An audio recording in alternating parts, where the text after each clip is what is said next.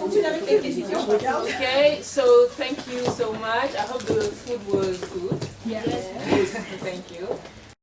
For us, if Hollywood says that this is beautiful, then this is how we're going to have to do things. If we are told that women have to do this to be beautiful, then we are going to do exactly what they tell us.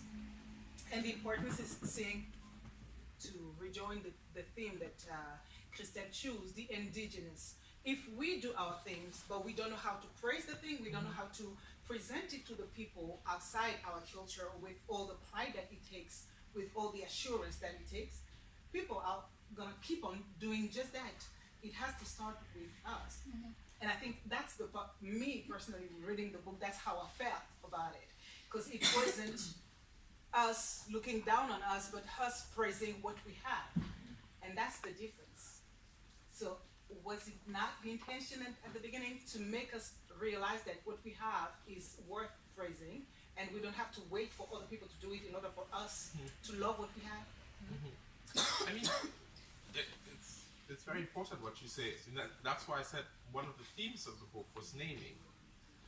Not just naming ourselves, but naming the things that make us human.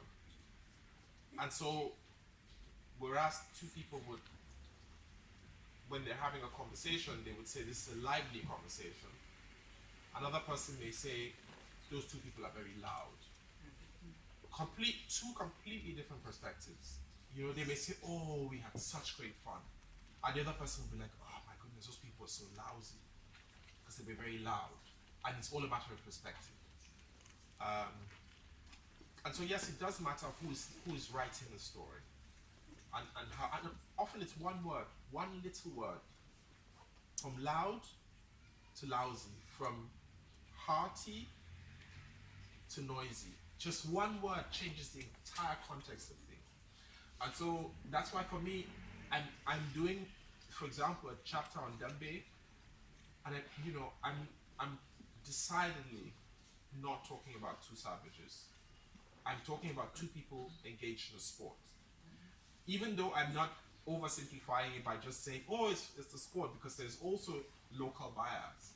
And so I'm talking about those kind of biases as well within the context of this cultural space, while saying we reclaim this narrative from people who may choose to see us as, because if you look at a lot of anthropology, especially when the colonialists were writing, they were moving through our land and talking about us like we were just like jumping from tree to tree, killing each other. Whereas in fact, this is what white people were doing to each other. They were killing each other. You know, what was happening in Europe? Wars. People were killing each other. People were trying to take territory from each other. You know, and this is the history of humanity. Is of course the history of violence. But of course, when one group of people, performs violence, they are seen as less than human. Another group does violence, they're seen as people upholding the law. You know, it's like if the U.S. holds people in Guantanamo Bay and waterboards them, well, they're preventing terror. But if somebody does it, not that I would recommend it, but if somebody does it somewhere else, that person's a nasty, horrible dictator, Whereas, so it's this different standards, and it's simply about who's doing that. It's one of the things I do in my other work. So, for example, in doing satire, I just sometimes just turn the tables.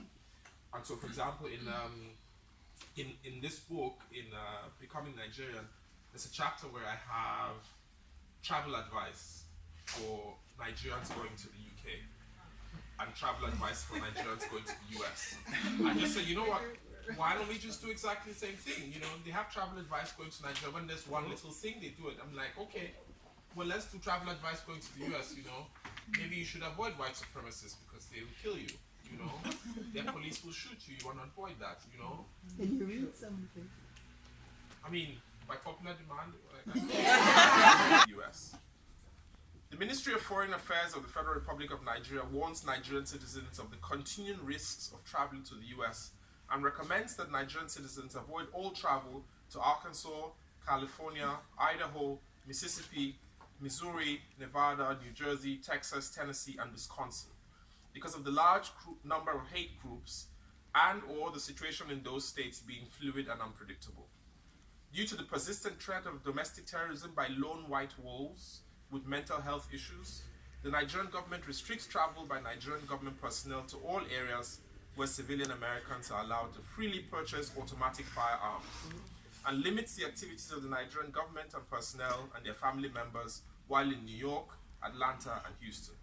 To be clear, they have guns, they kill people, especially black people. The federal government strongly urges Nigerian citizens in the US to consider their personal security and keep their personal safety in the forefront of their travel planning. We know some of you who are very light-skinned or even mixed race may think you will be exempt from this hate against black people. This from years of being fondly called Oyibo in Nigeria. You are sorely mistaken. In America, anyone who is not 100% white is black. You are black. They will kill you if they catch you. We have warned you. The federal government continues to recommend against all but essential travel to the following states due to the risk of police shootings and brutality, drug gangs, racist attacks, white nationalists, unhealthy fast food linked to obesity and diabetes, measles, anti-vaxxers, people who go on Jerry Springer, drive-by shootings, violence on Black Friday, Donald Trump supporters, and other dangerous things. The federal government also retains the warning from the previous travel advisory against travel in Ferguson because of the threat of violence and police whose basic gear resembles that of the army. We are not sure that much has changed. Worse, Ferguson has an armed group of white people called the Oath Keepers, whose self-imposed mandate is to defend the Constitution against all enemies, foreign and domestic. And I'll just do the last one. The Nigerian mission advises all Nigerian citizens to be particularly vigilant around traffic lights, police vehicles, rallies full of white people, whether armed or not, white neighborhoods, because white people call the police when they see black people, Americans who refuse to vaccinate their children, locations where large crowds of black people may gather, as this may attract white police. Security measures in the US remain heightened due to threats posed by racist groups, ICE, and the police in general. President Donald Trump continues to threaten that he will be harsh with immigration. Nigerians may find themselves at the receiving end of this.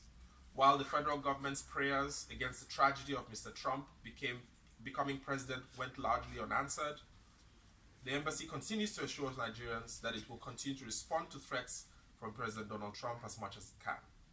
However, hold your return ticket, just in case there is no in-flight entertainment on flights meant for deportation. Again, the US makes it shockingly easy to purchase a gun. Even a person with a record of crime or mental illness can buy one. They love guns. This means that someone who hates Mondays can walk out of his or her house and go on a shooting spree in a school. The federal government cannot explain Americans' love for guns. Be vigilant at all times, because someone whose girlfriend broke up with him may just shoot you.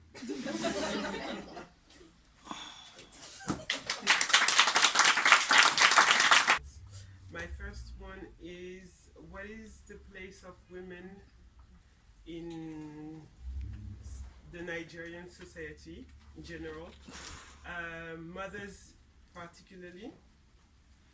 My second question is, at the very beginning of the book, Ahmed has a friend who dies, and then he goes to the mosque, okay, and he witnesses a scene between two men. Actually, he doesn't witness it, but he guesses that they were doing something. What's something? They were having sex. Sorry. Oh, okay. That they were having sex, and after that, he dreams about it a lot. He thinks about it a lot. And my question to you would be, what is the importance of that moment in the book? Because after that, he meets Jibril, and I kept asking myself if then the rest of the book would be about Yes. would be about him being gay, would be about him fighting between being gay and Muslim, would be about him being in love with the what's his name at the beginning? No, Bonda at the very beginning of the book, but the way he leaves him dying in the street, that cannot be it, and that from that moment on, I've had so many questions, and then my third question is, how was it received?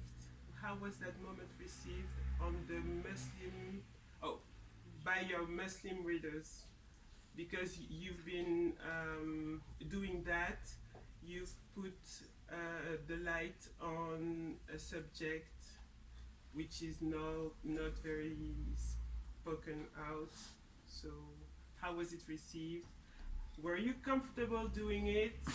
Did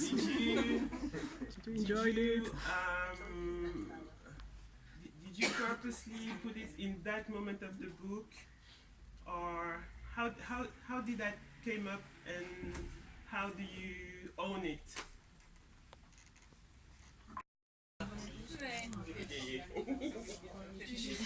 So I think that the question about women and mothers is quite important. One of the decisions I had to make with the book was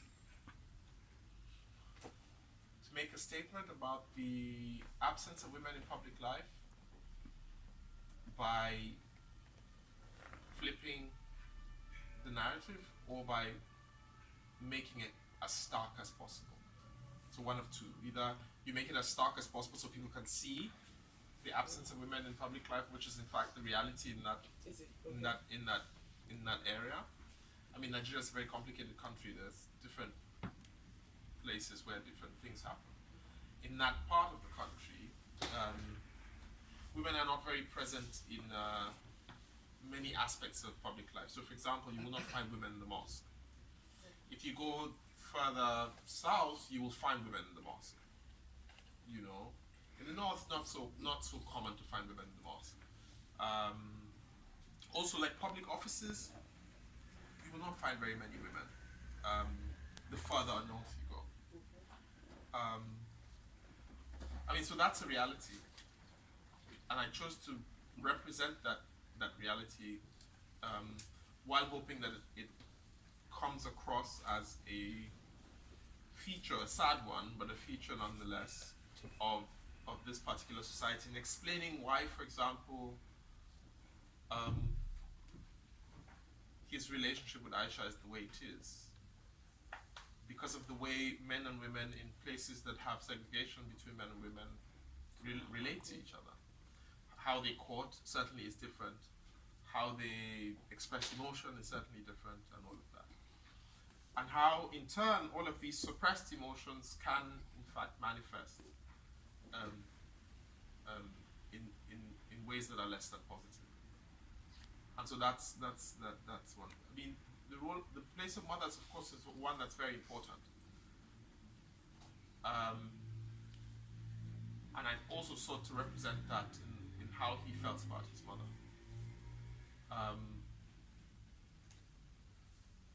It was quite an important relationship for me, his relationship with his mother, because it's one of the things that sort of substituted for what would have been that father figure, which was completely non-existent. Where in fact the space that tries to marginalize women has as the only people who actually care for the children the women, which is some kind of contradiction. So yes, I thought to portray that with his relationship with his mother. Yeah, so to the issue of these truncated, almost gay relationships.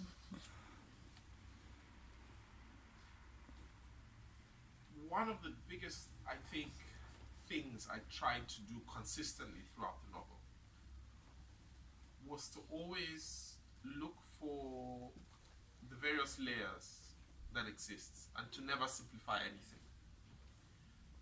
Because in fact, in this character's world, nothing is simple. Even the things that appear to be simple. And so I thought it might be too easy to just say, oh yeah, so he has a relationship with this guy. You know, it's in fact, for this character, it's far more complicated. His feelings are more complicated. Again, I didn't want to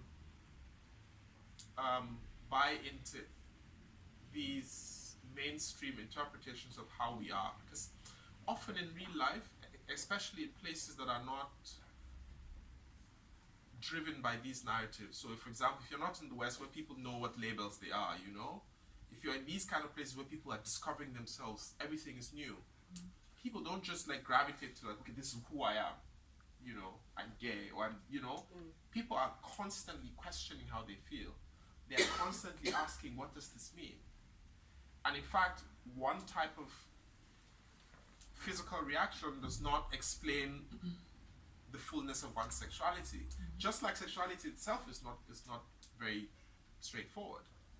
Even with all these clean labels that we have now, you know, oh, are you a lesbian, are you gay, are you trans, are you straight, are you queer? It's very complicated. There are many people who fit into some of these labels, but not completely. You know, and that you would find many people who, you know, okay, so I've done this, what does it mean for me? You know, okay, so I've had sex with a man, what does this mean for me?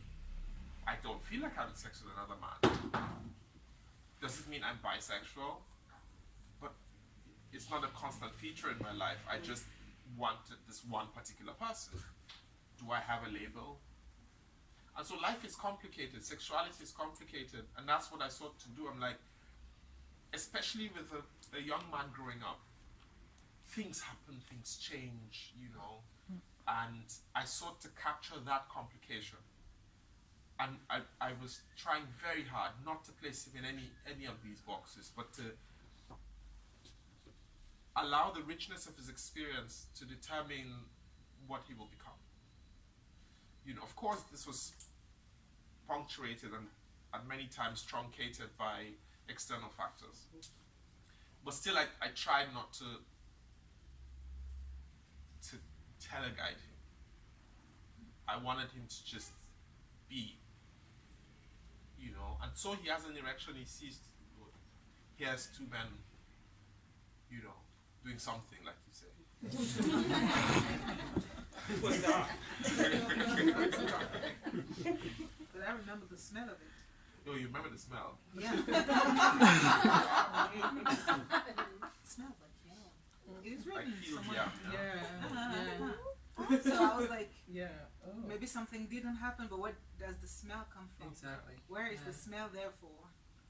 No, there were trousers involved, so something was Trousers going on. and Yeah. it was in the toilet. Yeah. There A were lot of trousers different involved. odors and things. I like how you all know the story. It was no, because it was kind of weird, and I guess You feel me? yeah. I know. When even with Jibril, because sometimes it was like they were thinking the same thing at the same time, and so even when he asked him to go see the prostitute to have that experience, in my head it was like, okay, maybe he wants him to try first so that he will make sure that this is not this type of thing, so that they can start that thing. Because my imagination was ahead. It was like, when I was like, when is it going to happen? Yes. Same for Because these me. people are Same for so me. close, and even when he has a thing with Aisha, it's not as deep as the thing that he has for Jibril. Their complicity is different. Yeah, Like you feel like Jibril was his soulmate, but he wasn't his soulmate. Oh, it is not said, or maybe it was just my imagination. I was like, who wrote this book? Why didn't you just say It could just be simply showing the intensity of male relationships. They're friend relationships, but they practically mirror as if though they're a couple. Yeah, Like they're just but friends. there was just, you know. also education involved, and I think in that sense that changed also the perspective, because Jibril became his teacher in a sense. So things just swifted. So it was a bit Mais est-ce qu'on peut avoir la traduction, brotherhood. La traduction, la réponse de l'auteur, on peut la voir. Ah oui. Une brève Il faut traduction. la traduction. Une brève Dans résumé, la traduction. The answer to the question The regarding first one or Not this question. this question? the first one. No, this one. This one. With, Yes. La deuxième so, question. wait, what she said or what he said? He said, what he said. Yes.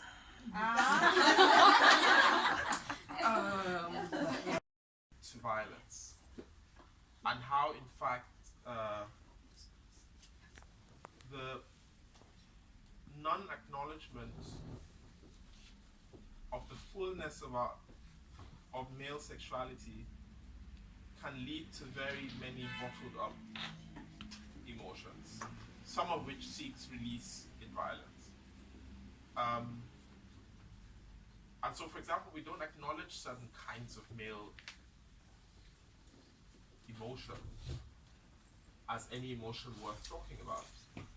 Emotions, and it doesn't even have to be sexual, which is one of the reasons why I was trying not to make the sex sort of the major feature, because then it can crowd out the complexity of male emotion, especially when men are with each other. Because one of the things that actually breeds violence among men, the young men especially, is that they are denied emotional expression. They say, you can't hug each other.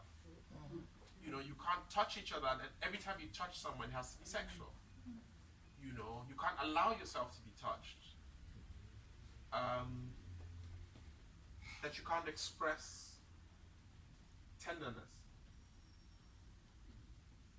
And that if you do this, it means something.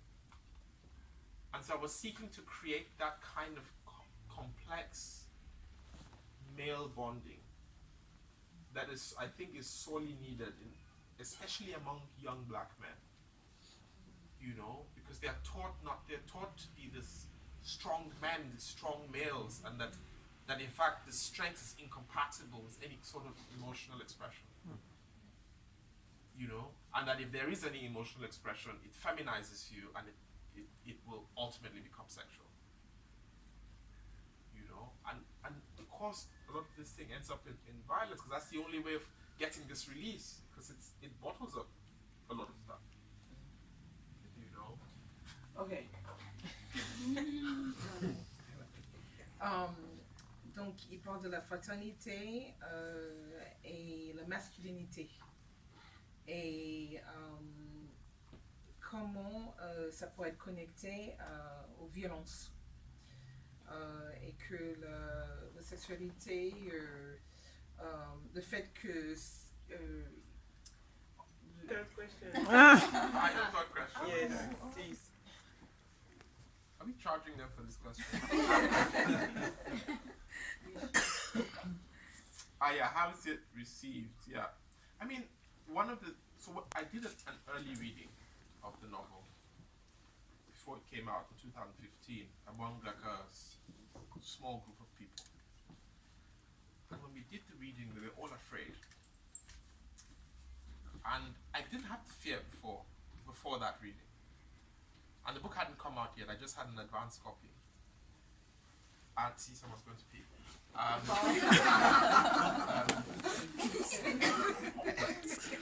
didn't have an advance. I didn't have that fear.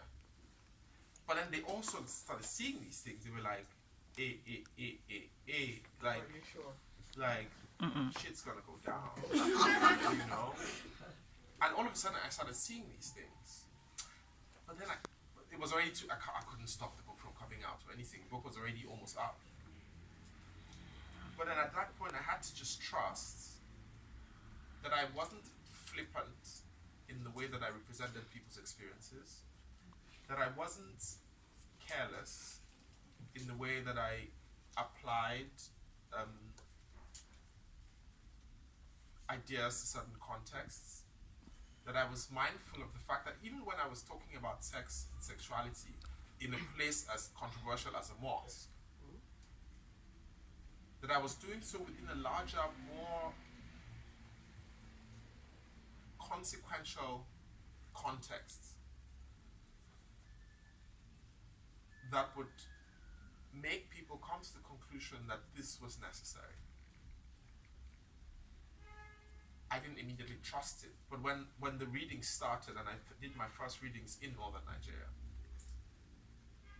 the people who appreciated the most were the Muslim community. And this sort of was a pleasant surprise, because there was not a single person who came and said, oh, you know, how can people be like masturbating in the mall, you know, they're like, you know, but they saw the entire story, and for many of them, the first things they were saying was, the first thing a lot of people said was, we have not in a long time in fiction seen ourselves like this, you know, that a lot of literature comes, of course it's in other parts of Nigeria, it touches on northern Nigeria just a little, but to have a full book concentrated in this northern part of the country that uses the language, the context, and all of the nuances, all of the words, that does not get the words wrong, that does not get the context wrong. For many of them, it was like they would, and I remember the first reading we did in Abuja, it was so full, we didn't even have, and the publisher had sold every single book that they brought there. And there were like maybe 300 people that came. And this was the very heavily Muslim dominated reading. And so it was received very well. I don't think, with the exception of one fringe group on Facebook that I didn't even get, somebody just told me, there was this one group on Facebook that was complaining, but you know, there will always be someone who will say something. And often it's not, I wouldn't be the one to respond, it's people often from the same, even religious group as these people who will say, hey, please, you don't know what you're saying. So I was thankful for that. I mean, because it could have gone, because all you need in many parts in this, our dear country, is for one person to misquote part of the book and to take it to the street, in which case nobody will read the book. And they will just say, there's a guy who's talking about the blah blah blah blah in a certain way, and shit will happen. But people read the book, you know, and for them, they weren't even talking about these parts. They were talking about, oh shit, you have Santi in the book. You know, we've always wanted to see this in the book, you know, or finally somebody talks about the adhan, the call to prayer, in a way that is respectful, you know. Or you know, these were the things they were saying. They weren't all these parts. They didn't even think about it. I'm sure they were thinking about it, but still. You know, it was. These were the other parts were the ones that they were, you know. And so this is not a thing I foresaw. I was also afraid, like everyone else. But I guess maybe if you do the work, people know. You didn't want us to ask you about your personal background. My guess is that you're not Muslim. So how long did it take you to write that book? Because there are so many references. Yeah. How long did it take you? Start and stop, I would say about 3 years. 3 years. Including, I mean, one of the things I tried to do was to, and you know, it's not just knowing Islam in general. It's knowing the particular practices in this particular space and how they interact with each other, and the kind of things that are said in the mosque, and the kind of biases that exist in each group, you know. And so yes, you can be born in this one place, but things can pass you by. So of course I had to do all of the work. I was born in northern Nigeria, of course, so I hear a lot of stuff, but also I had to watch videos, you know, sermons. So essentially I was reading and watching and attending sermons from like every single group. So from the Sufis, the Tariqas, you know, and even there with other groups in those groups, you know, what does that Malam say? What is his particular, you know, leaning? who are the Muslim philosophers that he quotes. You know, does he subscribe to the Maliki school of thought or some other school of thought?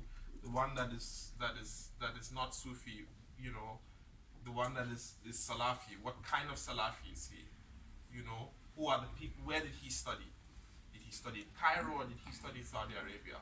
If he studied in Saudi Arabia, under which scholar? And each of these scholars have differences, and so you have to like you can't leave anything unturned. And so of course, 70% of the material I used for the book, for the research, I didn't use it in the book. But you have to know it. You have to know it because you're going to be attending readings and people will ask you questions. You cannot be ignorant in this kind of things. You can't afford to like leave any stone unturned. Because somebody will ask you, you know. And this is very interesting when we were in Senegal, because it was very important that we bring the French book in a Muslim country. This is why first we choose Senegal, huh? And people read the book there, and there were no problem, you know. Yeah, no, that was interesting to be in Senegal. You know, Voilà, exact. 90% of the people there are Muslims, and it's like everything is like no one is like. Voilà, on a fait des lectures dans des lycées, etc., avec des jeunes qui avaient lu, des jeunes garçons musulmans, etc. C'est pour ça qu'on avait choisi le pays aussi. Hein. J'ai dit autre chose sur Facebook, mais c'est pour ça qu'on avait choisi le pays, parce qu'on voulait d'abord l'amener dans un pays musulman, pour voir, enfin, francophone musulman, voir un peu la réception par rapport au message qu'il y avait dans le livre. Et ça a très bien passé, il a fait des lectures là-bas, les jeunes certains avaient déjà lu le livre avant. Et à un moment, c'est vrai qu'on avait... Enfin, moi, en particulier, j'avais un peu peur, parce qu'on arrivait, on était des étrangers, etc. Et on venait parler d'islam. On n'est pas musulmans, ni lui ni moi.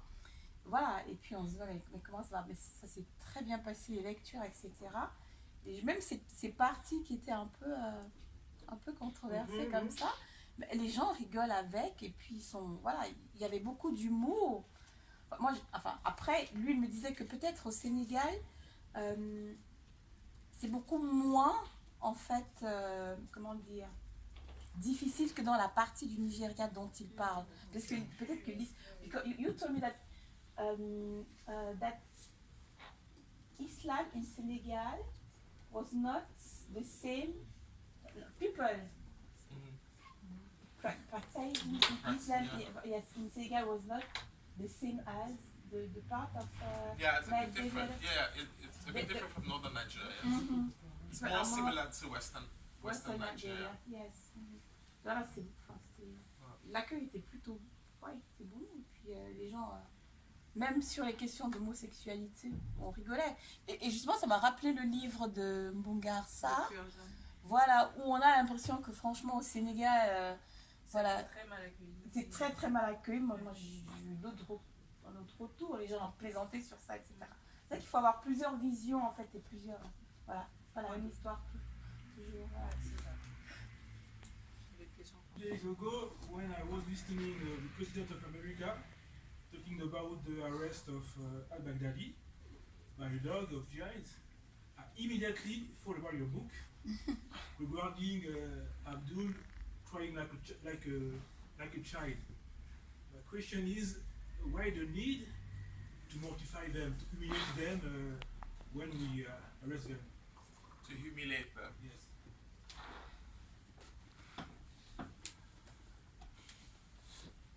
Well, I mean, I wouldn't say it's humiliation. I think it's people coming full circle.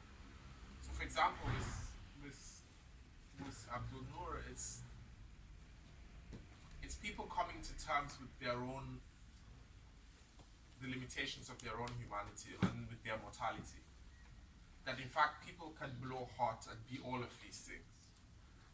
But when you remove the shield that makes them act the way they are, they often are just human beings. You know, this one person who sits down on a throne and say, you know, I pass life and death, I hang people, I do this.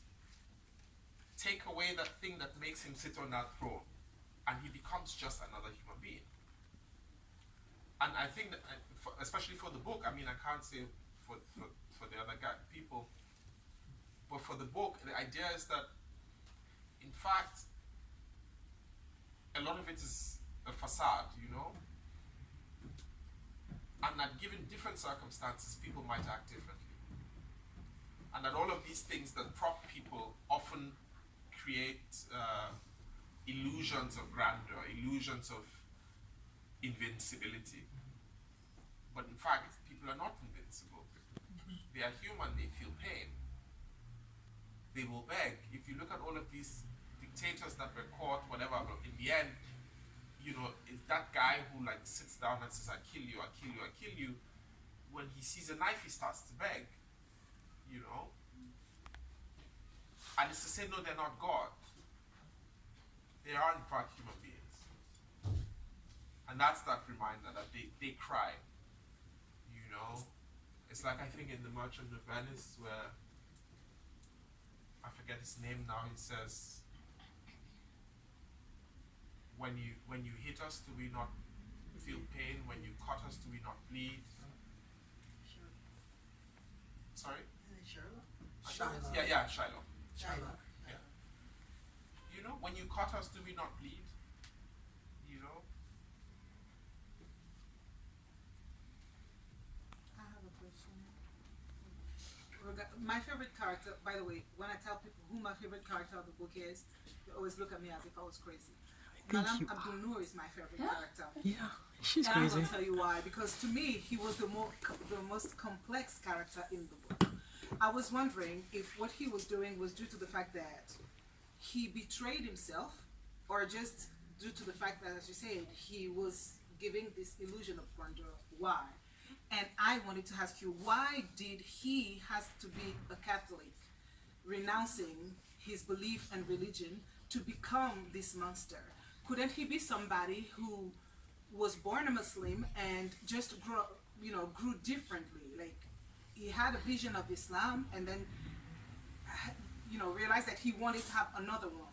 The thing is, he was born a Catholic, he was raised a Catholic. He had another belief. He rejected everything because he was kind of seduced by what Sheikh was saying. Sheikh was born and raised as a Muslim, so I think that his growing up as a Muslim allowed him to acquire all the wisdom that reside in the religion, because he was a very wise kind of person. He was always a pacifier, whereas the other one was always seeking for war or something like that. Maybe that was because he was tormented inside of himself. He renounced it, but he wasn't convinced that he renounced Catholicism, but he wasn't convinced that where he was going was really the light. But he knew that following that path, it would be powerful, kind of. And that's what he was seeking. The power, the opportunity to dominate everybody, to humiliate them sometimes, even if, as he said, he was humiliated at the end himself. But while he was doing it, he was so full of himself that he forgot the recommendation of the real Islam. Why did he have to be a Catholic first? Why didn't he? Yeah, why didn't you pick another Muslim who was different, who didn't have the same point of view that Sheikh had? So, I mean, there were many choices I made, some of them stylistic, but some of them rooted in the contemporary history of the people I'm writing about. So, for example, there were many crossovers, and I sought to show different types of movement between religions, both inter-religious shifts and intra-religious shifts. So, for example, the Dantala's brothers, they moved from one type of Islam to another, right? Even Dantala himself moved from one type of Islam to sort of another. And so I sought to also capture this different one, which was moving not within the religion, but from outside. So for example, I thought, okay, so he's from Ilorin, I could do another Muslim thing, but this is a place that also has a lot of Muslims and Christians coexisting, you know, and especially for the characters I created, it might be more plausible that a sheikh would engage in theological argument with somebody who was not a Muslim at all, because he would see himself as doing da'wah, like preaching, right? And preaching to convert a person into Islam, and so he might apply slightly more fervor in trying to sort of convince using logic and blah blah blah to say, okay, I want you to accept this larger thing as a, you know, as a more true religion, you know. So I sought to do all of these things. So it's not just one. I did. So there was a Catholicism, and generally in Nigeria there is more coexistence between Catholics and Muslims than within any other type of Christians and Muslims. Generally, because of course one of the reasons that some of the scholars that I've spoken to give is that they believe that Catholics don't proselytize. You know, so Catholics are not knocking on your door and saying, do you want to accept Jesus, blah, blah, blah. So many of them are more comfortable with Catholics because they're not proselytizing. And so they feel easier at ease of, you know, around Catholics. So I was thinking, so if I was going to use a non-Muslim, what, you know, what type would I use? And so all of these things were things I considered very closely, you know, to represent the different types of shifts between religion that happens in Nigeria. You know, Sunnis become Shiites, not just for religious reasons, but sometimes for economic reasons. You know, Christians become Muslims, sometimes because of who they are. Because perhaps maybe one person's temperament is better suited to a certain kind of religious expression than another. You know, another person's particular situation in life makes it easier for them to accept a particular religion at a particular time. And sometimes people go back, you know, depends. You know, you might have got to a point where you've been dating Christian men, you know, and all of them have been like trash. And then one Muslim man comes along and he says, yeah, you know, we would have done stuff, but you know, this the little fact that you're not a Muslim, and you say, I've been doing these Christian people, what have they given me? They're trash anyway, you know. And then you decide, let me even do it, you know, and then you say, okay, it's not that bad, you know. And but just because the Christian men in your life have been trash, you know. And so you decide at that moment, maybe if he had met you at a time when you were, you know, you had a non-trash Christian boyfriend, it might have been harder for him to convince you, you know. And sometimes it's just where you are in your life. Sometimes it's actually conviction. Sometimes you think, I'm looking for something. And when you're looking for that thing, something presents answers. And you know, there are many reasons why people change religion, why people convert. And I sought to just capture all of the different reasons why people might move. Economic, temperament, conviction, association, brotherhood, everything. And the name of the Malam's brother was also coincidental.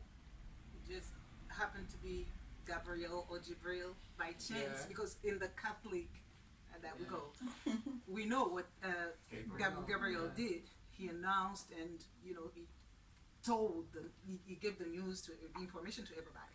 Just like Jibril does it, because he's the one who tells us actually who Malam was. He tells us about his past life and what he's doing, and that when we sense that he was fake, kind of, because he reveals to us the thing. So the name wasn't by chance. No, it was deliberate. So Was the no, of course. So and also the second thing I wanted to do with that was to show again the whole idea of naming and how a name can be a marker for identity. So when he moves from Gabriel to Jibril, it means something also. But of course, but in both belief systems, this Gabriel or Jibril means something. And so that of course tallies with the character of this person called Jibril or Gabriel. You know, so I mean, sometimes you try to put layers and layers. Sometimes not everyone sees all the layers. Sometimes some people see some, but you know. You just try. Okay, so I think we're going to take one last question because we have to end the event. So one last question, and after You have to eat. eat and have autograph. After, I'm yes, sure yes, some of yes, you want to yes. have autograph. So yeah. What, I'm not gonna eat? No, you know. No, you just have to sign. You're gonna sign it. Sign and Yeah, you're gonna sign smile it. in the picture.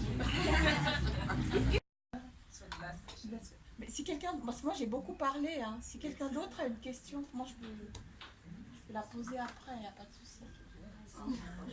Merci. Ah, je peux y... Ah, Personne? voilà. Moi, en fait, je vais leur dire, hein, c'est beaucoup plus une remarque en fait qu'une question. Hein. Elle va traduire. Hein. Ce sera difficile pour moi en français. En fait,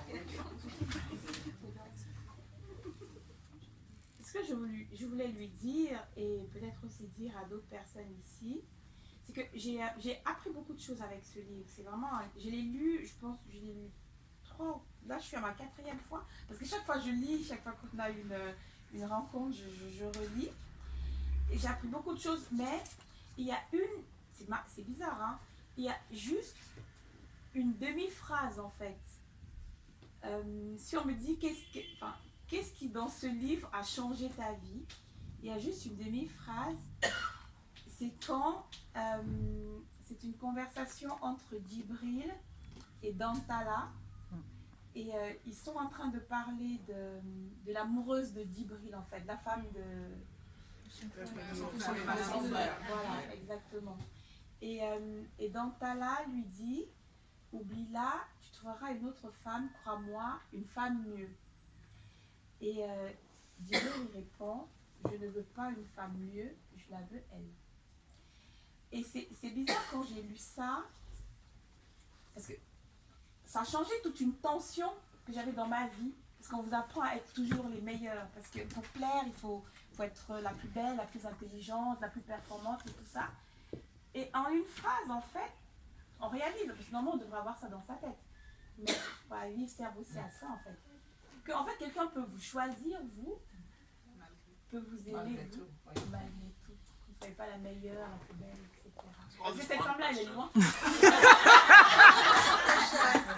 It was really beautiful what you were saying. You just ruined everything. Cette femme-là, elle est loin d'être la femme parfaite. Hein. Oh, That's why she learned French. you should. You just ruined it. Okay. So, Okay, wait, let's hear the nice thing she said. elle a dit que elle She a bien said. aimé ce livre. She said. All right. She said, how come you she really learned and she learned a lot of things. And she said she read it 4 times. Okay. That's why you should be nicer. Yeah. But she said there was one phrase, a half of a phrase that really touched her, which was a conversation between Djibril and Dantala when Djibril is talking about having an affair with his brother's wife. And I think the phrase is Djibril says he wants that woman. And Dantala says, you don't need her, you can get someone better. And he goes, no, I want her. And she said that phrase right there impressed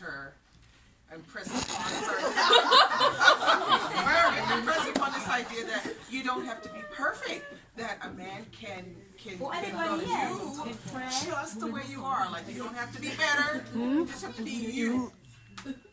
See, it was beautiful. So you all can use it in your personal lives, just send me a check.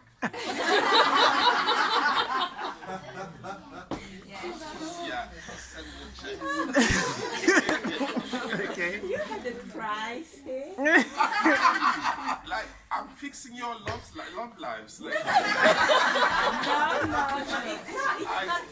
It's not only about love, even only about friendships, Yes. But someone can choose, even if you are not The best, the most performing. But sometimes you can say, who? Yeah, I just can't be me. Yeah. Yes. Thank you. Thank you.